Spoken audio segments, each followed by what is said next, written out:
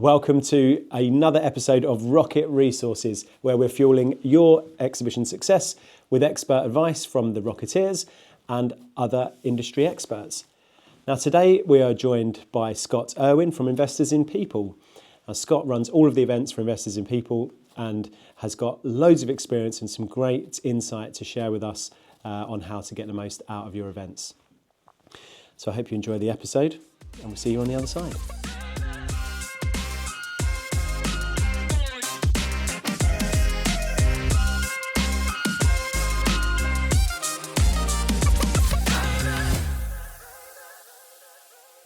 Welcome to Rocket Resources, and for this episode we are joined by one of our very good clients, Scott Irwin from Investors in People. Scott, welcome to Rocket Resources podcast. Thanks for having me. Thank you very much for joining us. Scott, we'll start by, if you want to just introduce yourself, who you are, what you do, what is Investors in People? I'm sure lots of people have heard of Investors in People. No problem. I'm Scott. I am the head of events at Investors in People. Investors in People is a global community of about 3,500 accredited organisations, and that represents about 1.1 million people across the world. So we support those organisations to make work better. That's our purpose. We're a community interest company, which means we're essentially what we call an agent of change, and we're there to support organisations to achieve their own business objectives. Support their own business objectives through their people management and through their people's well-being. Okay, good. I didn't realise it was global.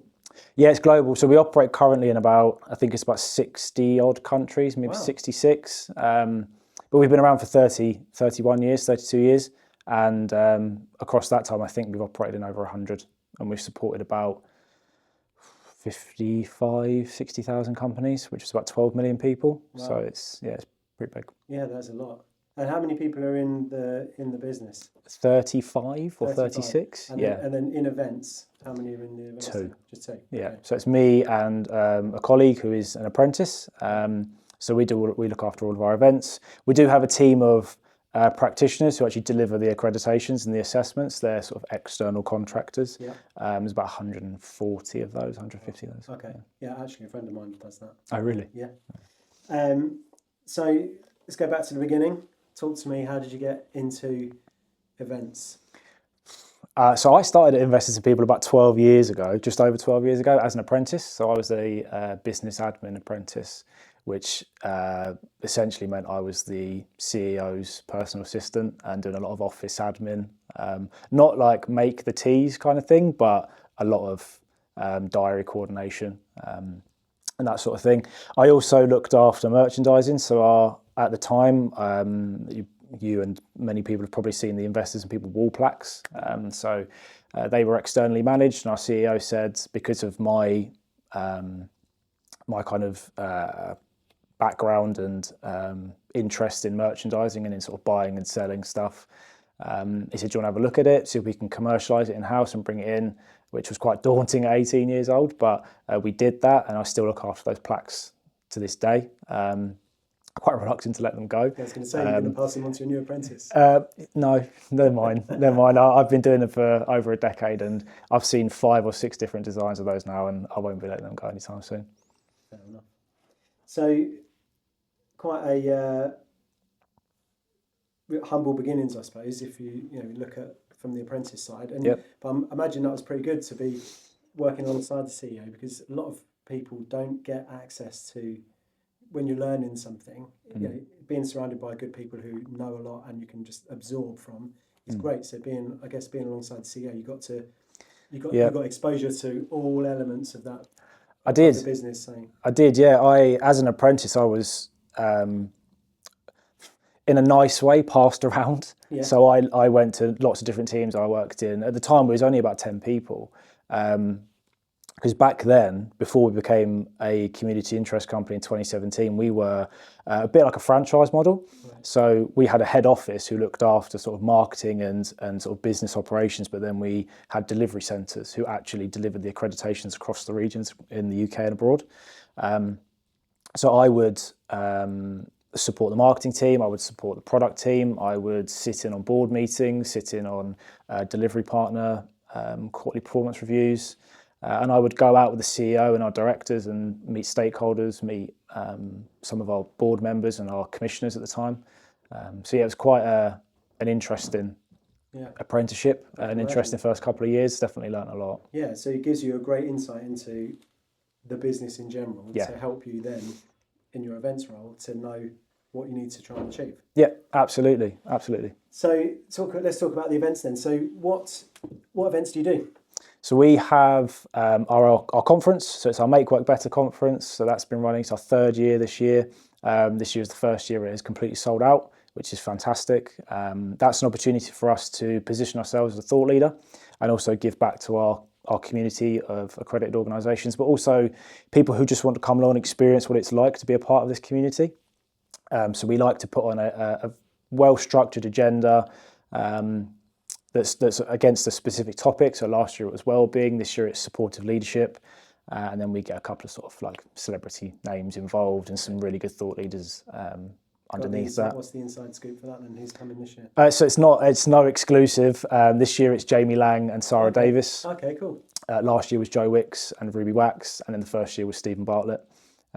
So yeah, we like to work alongside some really high-profile names, and then also get some really, really solid thought leaders, authors, psychologists, or anybody who kind of fits the mold on what we're trying to talk about.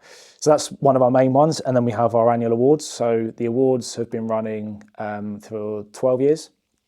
I've been involved in all of them, but I have run it since 2017. So from that kind of merchandising experience and bumping around marketing and product development, we got to a point when we became a kick that we wanted to, or we needed to, sort of commercialise the awards a little bit more. And in doing so, that kind of experience led me to be asked to take that on. And that's really how I fell into events. That's the first event I kind of took on my own. And then we run that awards now. Commercially, yes, but as a kick, all of our profits are reinvested. So that either goes into projects across the company, it goes into technological advancements, or it goes into more events. So it's all about how we serve that community a bit better.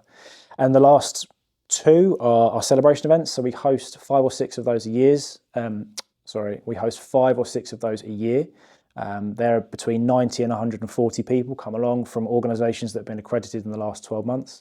And that's a chance for them to be celebrated for that achievement. So they get a photo opportunity alongside the plaque of the level they've achieved. They hear from a keynote speaker. They hear from a group of panellists. And they network with the other organisations that have achieved that accreditation. It's not an easy thing to achieve. It is it can be a stressful journey. There's a lot involved in achieving it, and it's a lot of hard work. So we like to kind of give back and make sure that they recognise their achievements in doing that. And then lastly is exhibitions, which is obviously why I'm here today to talk about those. We do 2 exhibitions a year, which are primarily CIPD conferences, because that's the HR market, and that's the market in which we serve the most. So that's our 4 main areas. 4 types. Yeah, it was good because a lot of the exposure that we have as Rocket, and also have on this podcast, is purely around exhibitions. So there are lots of other events out there. We work on other events as well, private stuff up to like the awards and conferences is a big business. There's a lot of work out there. And there's a lot of companies that are running their own conferences. And it's interesting. I think the more you talk to people, the more you realise how much that side in sort of business events is massive. It is massive, and it was one of the things that we were very, very cautious about doing. So that the Make Work Better conference in particular actually started out as an idea to become a festival. So the idea is that we would offer, like a festival-based event to our community and those outside of our community, but it wouldn't just be employees; it could be family and friends. Like it could have been huge. But the more we thought about it, the more we thought that's probably a little bit far-fetched. And actually, what we needed to do was put together an event that supported our community, gave us an opportunity to talk to organisations that may want to explore the accreditation, but also position ourselves as a thought leader and make sure the brand's out there and make sure the brand is well represented. We're aligned with very high profile names and it draws attention to us. So it kind of boiled down to a one day conference, and it's still iterations of it. We chopped and changed between agenda structures and how many people we want in the room. And we feel like this year, it's the first year we've sold it out completely, which is fantastic. We're really happy about that. And it aligns with other projects that we're doing this year in terms of white papers and brand work and marketing campaigns. So we're starting to really fine tune it and get it there. And over the next couple of years, it'll only get better. Yeah, I imagine it feels pretty good when it all aligns up and intertwines with everything else and helps to. Yeah, it does, and it's in doing that conference for the last couple of years, it's opened other doors for other events. So something we did this year was take the highest rated speakers from September and the big conference and actually put on a smaller version of that conference in Manchester. But what we did was we literally took the delegate data and chucked it on Google Maps and worked out that actually Manchester this year was an area that people didn't really travel from. Right. So we was like, okay, how do we serve that community a bit better? Yeah. We take the data from the speakers and we go, right, these are the top 3 speakers from the 8 that we had on, and we're going to put those 3 on in Manchester. Smaller rate, smaller venue, like smaller ticket price. And we sold that out in about 2 months, and that was about 120 people at the Etihad in Manchester. So it kind of has opened doors for us to do that again. And based on the sold out data from this year, it looks like we'll be going to Birmingham in March next year to do a similar setup. Yeah, so brilliant. That's fantastic, because with all events, it's all about the community that you serve. Yeah, absolutely. And when you can really align with that community and serve it well, like you just can't lose it, I think. Yeah, and we are, as a community interest company, we are all about community and people. So giving back and adding value to that accreditation process and that journey is incredibly important. Yeah. I've seen one festival-based event, RecFest. Have you seen that? I haven't, no. It's for recruiters, I think. Oh, okay. It's a recruitment-based thing, and it is a festival. I've seen it pop up on LinkedIn and Instagram, and it looks pretty cool. It is the idea is good. Festival. I've seen a well-being one. I can't remember the name of it now. They actually approached me at a conference right. at the CRPD conference last year. I can't remember what they're called, but there is definitely legs in it.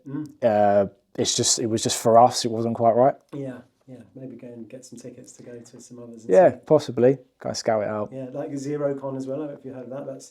I think it's called ZeroCon, and that's it's like for accountants, like the most boring subject. Oh, zeros in the X. But zeros in the accountancy software. Yeah. They do a whole like festival-y type thing. Okay. And it's all about music and DJs, and so I think that looks really cool. Yeah, there's definitely something in it. Yeah, I think that sort of like gamification was really big in events, and I think that whole thing of just creating like a party vibe. Experience is huge. Exactly, it is huge. It's when we first started doing our celebration events, it was very much like, let's get people in the room, and then we will sort of expect that people will just enjoy it. But actually, so we measure the Net Promoter Score from our events, and our aim is for each one that we do to be above 50, and based on data and research, 50 is deemed a special experience, so 50 and up. 30 to 50 is really good. Anything sort of above, believe it or not, sort of above 10 is deemed pretty reasonable for a B2B event, because you're kind of going for either personal development or for work. You're not necessarily going for your own enjoyment as such, like you would like a concert or a sporting event or something. But all of our celebration events massively exceed 50. Our conference exceeds 50. The awards sort of hovers a little bit lower, but we openly know that, unfortunately, most of that room on the night don't win.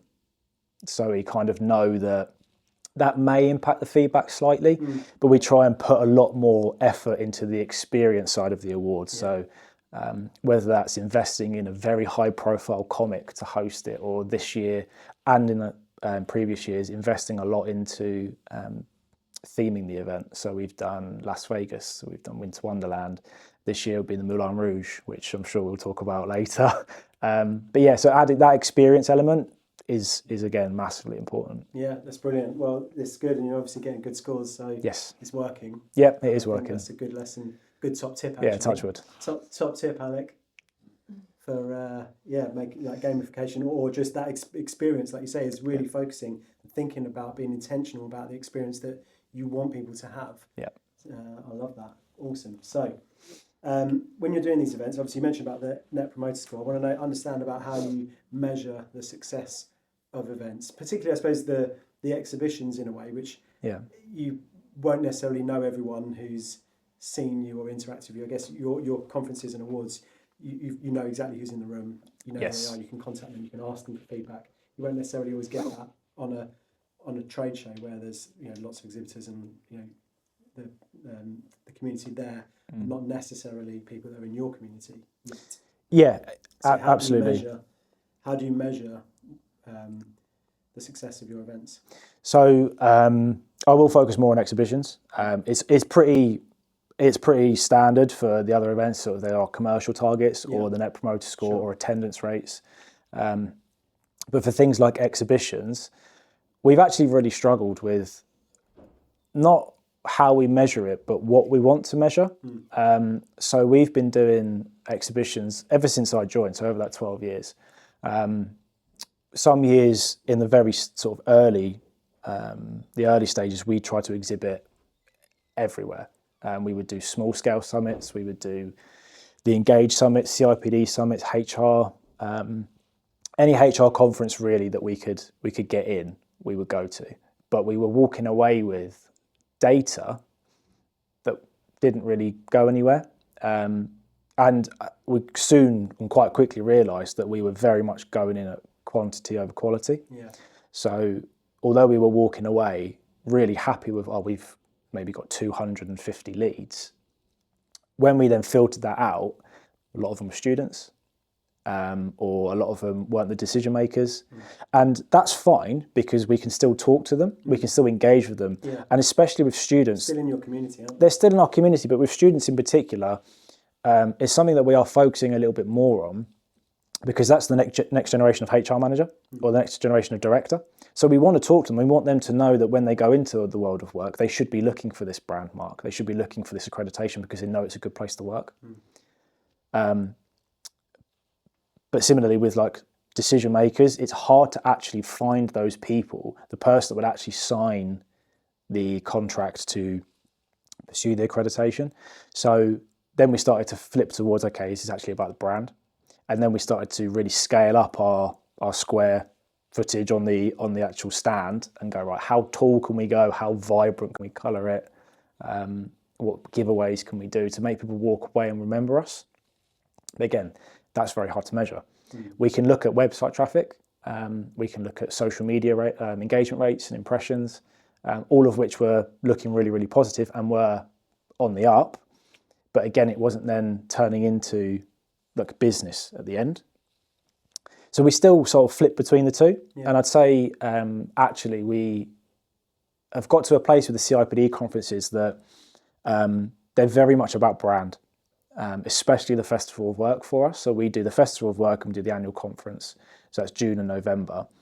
The Festival of Work for us is quite content heavy. So we try and align it to the launch of one of our white papers. And granted, that's only been the last couple of years, but it's working. And then we sponsor the event. So we get a main stage speaking slot for doing that. And with that slot, we secure a high profile speaker. So this year it was Jamie Lang. He joined our HR director on stage and did like a half an hour session about supportive leadership and culture. And that session was massively oversubscribed. There was standing room only. People were standing all around the outside. It happened to us last year. We had Dr. Alex George, so massive mental wellbeing campaigner, formerly of Love Island, but he doesn't really like to talk about that, so that's fine. But again, it was the same thing. He absolutely dominated that stage for us. Alongside our CEO, so much so that the event organisers contacted me afterwards saying that talk was a security risk, a safety risk, because there were so many people there. They had to open up the outer stages and live stream it. So actually, all in, it was probably about, 1,000+ people watched that talk. That's massive for us. Yeah, it means that people are seeing that somebody like Alex George and Jamie Lang, they're aligned to our purpose and what we're trying to do, and they're supporting it.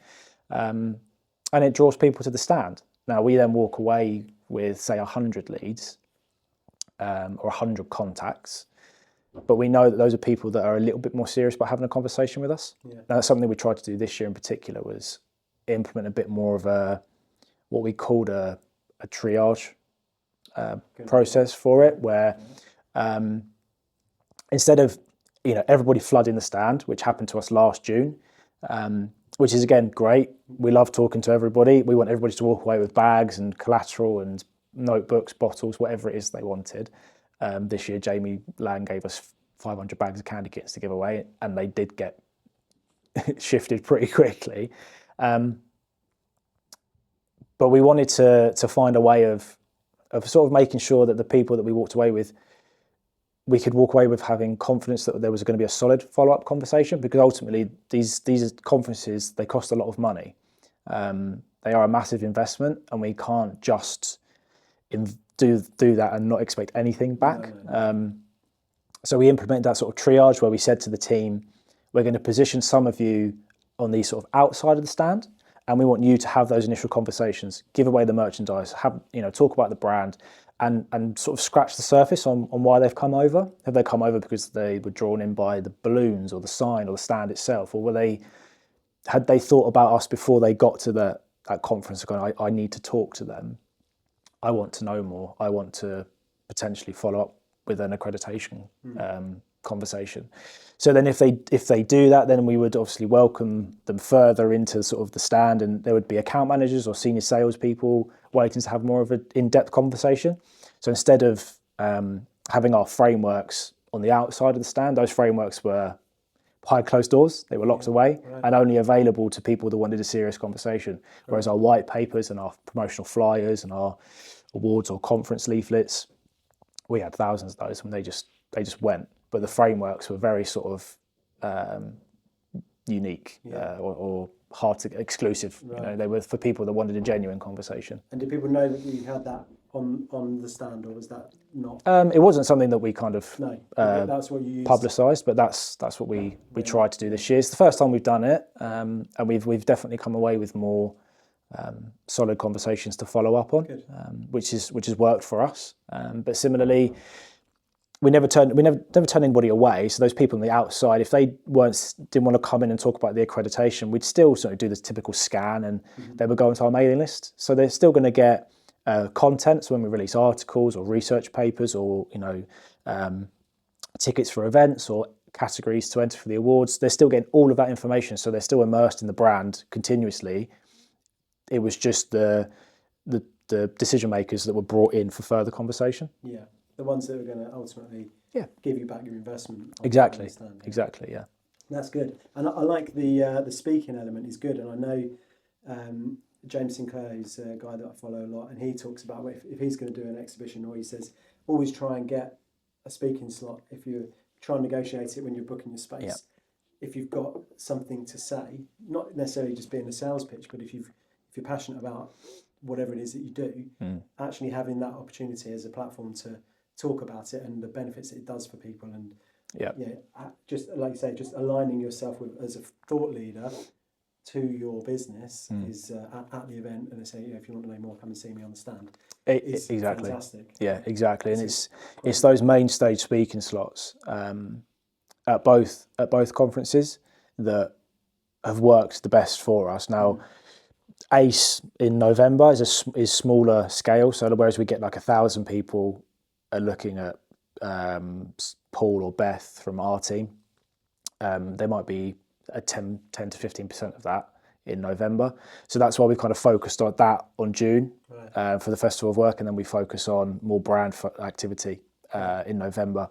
Because there's still two really, really good events, but particularly in November, you get more decision makers there because people are paying to attend the conference element, whereas the Festival of Work, all of the conference sessions are free. Yeah. So you can get a lot of students or not senior decision makers there, but they're both great events to be at. Yeah. It's just we're still finding our way with like what's the purpose of being at them, and what is the return on investment that we really really want from it? Is it the social media impact? Is it the brand impact, website, visitors, or is it financial? Yeah. And it's definitely swaying more towards the brand.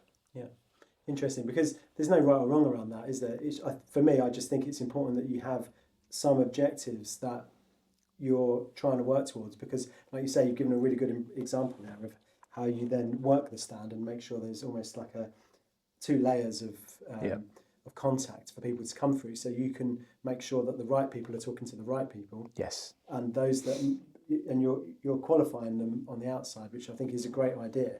And it doesn't have to be like a barrier. You can't come in, who are you, check your name tag. Yeah.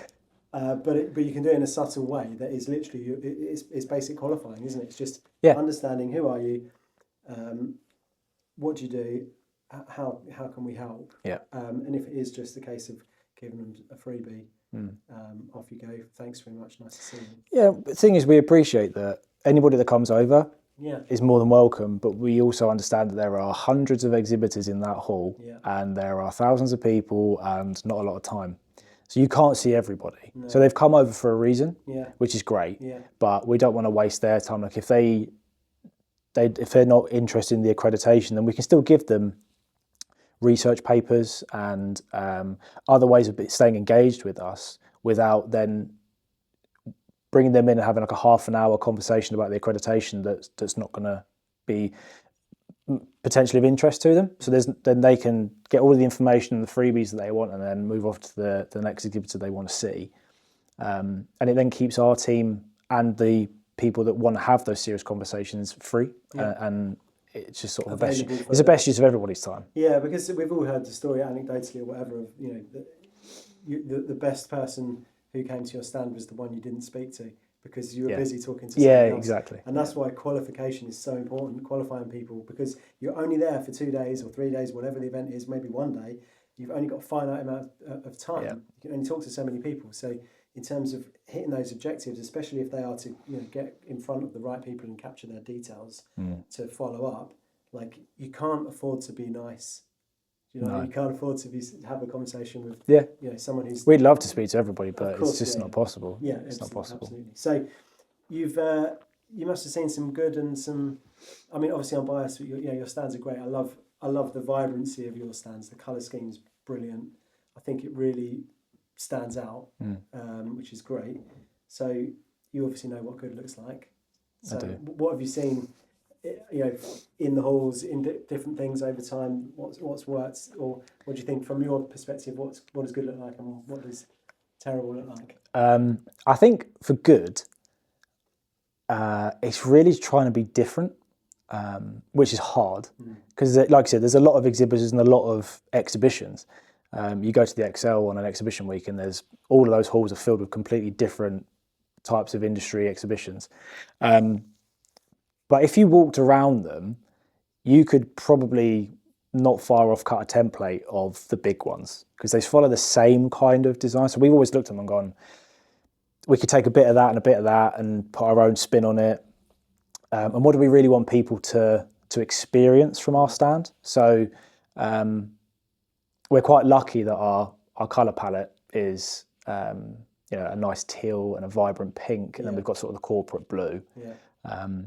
So we've got good colours that stand out. It lends itself to... It does, it does. But then we try to think about, okay, what else have we got? So our logo has a big laurel. So one year we was like, well, that's a fantastic photo opportunity because it's quite circular. Yeah. So you turned that into a seat for us. Your team turned that into a seat for us. Which was nice. It was great, and it was really, really popular. And we actually reused that for the photo opportunity at our awards. Yeah. So that was a great design. And then this year, so in June, we wanted to come up with something that kept a lot of free space, because a lot of exhibition stands, they utilise the square meterage they have, but that kind of can mean that you're blocking off a lot. It could be lots of tables and chairs, or also wooden structures and screens everywhere. But actually for us, our most important part of our process is face-to-face conversation, or it's conversation. We need to talk to the person. So that's, how much space can we create to have as many conversations as possible.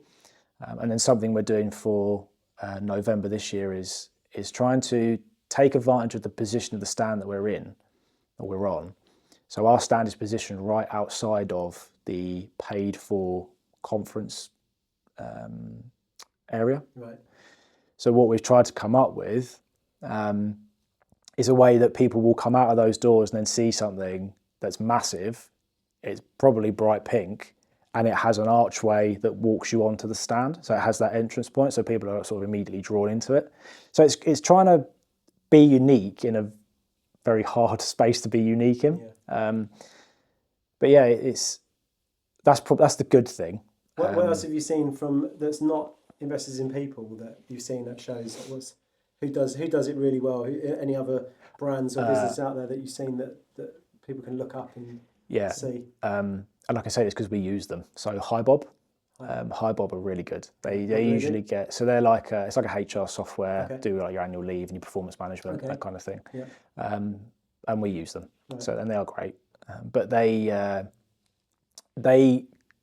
from the stands they've had, they have a really nice sort of merchandise wall, and then they have a sort of, the last couple I've seen have like a spidered structure that breaks over the stand and down, and then they have screens, quite a lot of screens, and a lot of people, a lot of staff there. Right. So you're never more than a foot away from somebody who works for HiBob who can have a conversation with you and then do a demo, and that's really good because it's always a busy stand. And they tend to position themselves sort of at the front of the exhibition hall. So that's quite a good thing as well. But yeah, their stands are always really good. HiBob, okay, right, there's one for me to look at. And whoever is the contractor for HiBob, bravo, got a special mention. And what about bad things that you've seen that have not worked, or in your opinion that have not worked? So one that we did, and I think this was back in, well, I actually can't remember what year it was now, but we had a stand space, and it was 18 square meters, and what we wanted to do was have a garden party. So it was an anniversary year for us, and we had like a long table, and we had like it wasn't real, it was like a wooden cake, like a 4 or 5 tiered cake. So it was real sort of party themed with market stall style on it, with the collateral and the merchandise. But the worst thing we did was we put a picket fence all the way around it, with only one entrance point on either side. So people were sort of like wanted to get on it, but didn't know where to go. Right. And it wasn't a big picket fence, it was probably a foot off the floor. So then you tackling people trying to like hurdle a picket fence because they want to get on your stand and they want to talk to you and they want to see what you're doing and why you've done this. But we just didn't put enough entrance points on it or keep it open. Yeah. And a caveat that wasn't me, that wasn't my one, so I'm not taking the hit for that. But it was something they don't work for IP anymore, so it's fine. But it was a great idea and it worked because it drew people in, but we just couldn't get them on. Yeah. So that was one of the or off again, yeah, which actually is one of the worst thing. But we couldn't really take advantage of how good that design was and how much of an attraction it was to people. That's definitely one of the bad things that we've done. Yeah. And I don't know, I think it's just probably bad in general. I wouldn't say I've seen any that are like bad, but you just take advantage of the space you've got, try and add something unique to it. It's obviously very much budget dependent. And I'm very fortunate that the budget I have to spend on these exhibitions with yourself to create these structures is generous. And for some organisations that's just not possible. Yeah. But then just start to think about what you're doing with your space and what giveaways have you got and all those kind of things. Like, don't just stick a roller banner in a shell scheme corner. Like, that's not going to attract attention. And then you would have paid 4 figures to be at that exhibition for a couple of days. Yeah. Don't restrict yourself to a roller banner in the corner. You definitely are so much better than that. Yeah. So there's a lot of different ways you can just make the most of your space, if that's different print ways or. There are lots of options out there for. If we do the Rocket Light within shell schemes, and there's lots of options that are available through official contractors or whatever. Do your research. Yep. Have a look around and find. Because you don't have to settle for something that's boring. Yeah, absolutely. So if you're just last thing we go, like, what about if someone's looking for a contractor, they're doing an exhibition or they want to do an exhibition, they're thinking, okay, what am I going to do about my stand? What would be the tips or advice that you would give to someone when they're looking for a stand builder? What do you think are the important qualities for them to look for? Because essentially, online, you're looking online, everyone's the same, show pretty pictures of stands. Yeah. But is there anything that's under the skin that you would feel that is important from a, including anything that we don't do that you think we should? Let's be open and honest. So I think, yes, when you're doing your research, you can and you will just get drawn into whoever the exhibition provider or exhibition stand builder is, and they're all going to have good case studies and good testimonials. That's you don't put bad ones on your website. You wouldn't do that. And obviously, we came across you guys at Confex. Yeah, we met. So we met at an exhibition. So, there you go. And actually, it was your gamification that drew me in. Okay, you wanted the free golf balls. Because I wanted the golf balls. And I did win them. And I have lost them all. You're serious? I have. Yeah, I know that. I don't know if you have to tell me. I get a lot of stick about that. But it was that drew me in. So, and then obviously I had a conversation with your team. I can't remember who it was. I was there. I remember talking to you. Yes. Or you obviously don't remember talking to me. I remember talking to you. There was somebody else that I talked to. I can't remember what it was. I can't remember her name. But that drew me in, and then we had a conversation, and I started to see a bit more about the stands you had done. And I think one of the best things that I was told, and it may have been you that told me this, was just go to this stand and go to this stand in this room, because we built them. Yeah. I think it was Melia. Yeah. And someone else. I can't remember. It was, I don't know how many years ago. Yeah, I think it was like 2017. 23. Oh no, yeah. 23. 23. Yeah, you're right. Yeah, it wasn't like you're right. That was a good idea for us because we were exhibiting at Confex that year, and we had 3 other stands that we'd built, or a few things that we'd built there. So we just made like a little trail to say, go and I think we had something. You got numbers on. Yeah, you had to go to each stand and come back with a code, and that's how you would get the code to the safe that win your golf ball. So trust me, I found those stands. Yeah, good. Yeah, but that was great, but it was that kind of experience. Yeah. So to go full circle back to the conversation we've had, it's about that experience of who you're working with, and you made it fun, and you made it like you wanted to be work with this team because clearly it was quite. People seemed happy on the stand. They were happy to talk to people. And you'd created a game, not just on your stand, but in the whole exhibition hall. So that was quite a unique thing to do as well. Yeah, it was quite unique. And a bit of a perfect storm, really, because you wouldn't always have that available to do. No. So it was great for us that we could utilise that and leverage the other work that we'd done to say, because the hardest thing for us is that we build a stand and I feel that people, I think, well, that's what you do. This is the stand that you sell. Mm. Whereas, and in fact, I think someone else did use that at Confex the following year. The stand that we had got rebranded for someone else. Oh, really? Yeah. Because it was a cool stand. It was a really nice stand. But it was good for us to be able to show, 3 or 4 other different stands. Different styles as well. Different styles, exactly, yeah. So different sizes. You'd never know who had built it unless we told you that. So, that was... Right, anyway, we're not here to say... what good we do, but look at but that was what drew us to you, and that kind of and then just aside from that, the team here that I've worked with over the last 3 or 4 years have always been very responsive. They've always come up with really good concepts and really good ideas, and I can come up with some really radical, crazy ideas, and then they get kind of distilled down into what is actually deliverable within the budget. Yeah, which I was having a conversation with Katie upstairs, and I was going like, well, can I have a screen both sides, and can I have a banner? And she was like, let me quote it, and then we'll add on things. But let's see where we're at first with what this is, and what Joe's come up with is great. But I've always just like, can we add this and move this? And when we first started talking about that, we literally sat down and was drawing doodles on a piece of paper, and then would make absolutely no sense to anybody and then I think she gave them to Joe, and it was like what is this? But when you explain it, it made a lot of sense, and it's come out, and you'll probably see the design. It looks really good, but if you put that design next to the pictures, doesn't make any sense at all. All the doodles. But that's our job, right? But that's your job, and you do it really well. Yeah, thanks. Appreciate that. I can have golf balls. And do you know what? I haven't got any. I will get some. Okay, cool. Well, I appreciate your time. Thanks for coming in and sharing your knowledge and experience. I'm sure it's useful for people. So. Thanks for having me. It's been good. Yeah, good thank fun. you, Scott. Thank appreciate you. it. Cheers. Thank you so much for watching. I really hope you enjoyed the episode, and thank you so much to Scott for coming in and sharing his insights.